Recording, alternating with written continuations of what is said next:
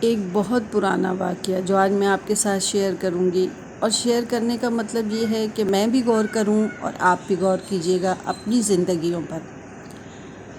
ایک بادشاہ تھا، ایک ملک میں کسی بندے نے قبرستان میں جا کر ایک لاش سے بے حرمتی کی تھی، لاش کی بے حرمتی کی تھی۔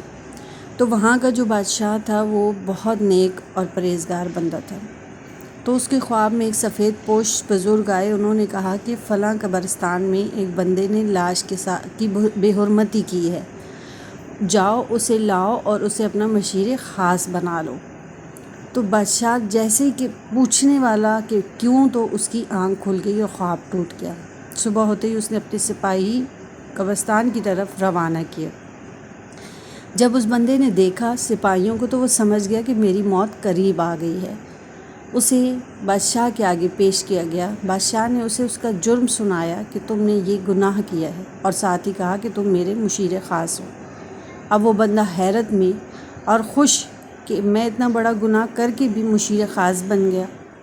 اب دوسری رات جب وہ بادشاہ سوئے تو انہیں دوبارہ خواب میں وہی بزرگ آئے۔ تو بادشاہ نے سوال کیا کہ آپ نے مجھے یہ کیوں حکم دیا؟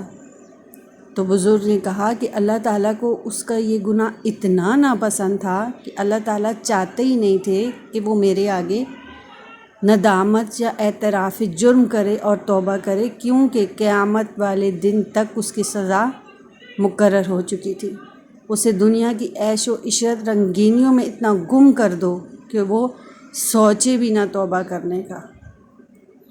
تو اس بات سے کہ اللہ تعالیٰ تو ہماری توبہ کے انتظار میں ہوتے ہیں، لیکن کچھ گناہ ایسے ہوتے ہیں جو ہم کر جاتے ہیں، سوائے اللہ کی کسی کو پتہ نہیں ہوتا، اور پھر ہمیں مہلت بھی مل جاتی ہے، وہ کسی کو پتہ نہیں چلتا۔ ہماری زندگیاں ویسی چل رہی ہوتی ہیں اور ہم خوش ہوتے ہیں کہ ہماری پکڑ نہیں ہوئی، حالانکہ خوشی کا مقام نہیں ہے، یہ دکھ کا مقام ہوتا ہے کہ اس کی سزا اللہ تعالیٰ آخرت میں ہمارے لیے رکھ دیتے ہیں۔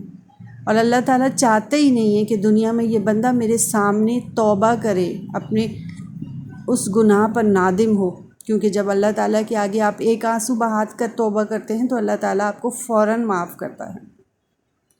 تو ذرا اپنی زندگیوں پر غور کیجئے کہ ہم دن میں رات میں لاکھوں گناہ کرتے ہیں اور ہم خوش بھی ہوتے ہیں کہ کسی کو تو پتہ ہی نہیں چلا، ہماری تو پکڑ ہوئی نہیں ہے، لیکن اصل خوف کا مقام یہی ہے کہ ہماری پکڑ یہاں تو نہیں ہوئی، لیکن ہماری پکڑ جہاں ہونی ہے وہاں بہت سخت ہونی ہے۔